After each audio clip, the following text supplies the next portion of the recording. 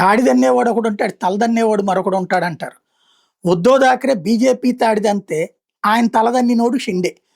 ఇప్పుడు భారతీయ జనతా పార్టీతో కలిసి ప్రభుత్వం నడిపాక మొట్టమొదటిసారి కేవలం ఒక 40 మందిని తీసుకుని వచ్చినందుకు గాను 104 సీట్లు ఉన్నటువంటి భారతీయ జనతా పార్టీ అతనికి ముఖ్యమంత్రి పదవి ఇచ్చింది. అంటే అతనికి తగిన గౌరవం ఇచ్చింది.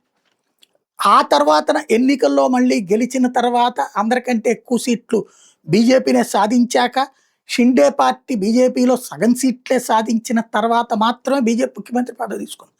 కానీ ఫస్ట్ ట్రిప్ వచ్చినట్టే నాకే ముఖ్యమంత్రి పదవి కావాలని అడిగాడు, ఒప్పుకోలేదు. చివరికి ఉప ముఖ్యమంత్రి పదవి ప్రమాణ స్వీకారం చేయడానికి వ్యతిరేకించాడు. సరే బీజేపీ వదిలేసి ప్రమాణ స్వీకారం రెడీ అయ్యేటప్పటికి చివరి నిమిషంలో చచ్చినట్టు వచ్చి ప్రమాణం చేశాడు.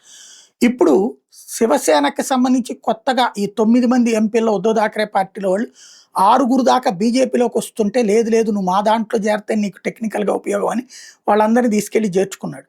రాబోయే రోజుల్లో షిండే ప్లాన్ ఒకటే, ఉద్ధవ్ థాకరే ఆదిత్య థాకరే పక్కకెళ్ళిపోతే రాజ్ థాకరేను ఆదిత్య థాకరేను ఉద్ధవ్ థాకరే కలిసి ఎట్ట పక్కన పెట్టారు, ఇప్పుడు వీళ్ళిద్దరిని కూడా పక్కన పెడితే భవిష్యత్తులో అసలైనటువంటి శివసేన తనదవ్వాలి.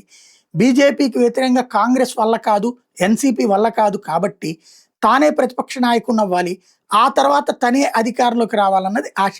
ఏ మేరకు సక్సెస్ అవుతుందో చూడాలి.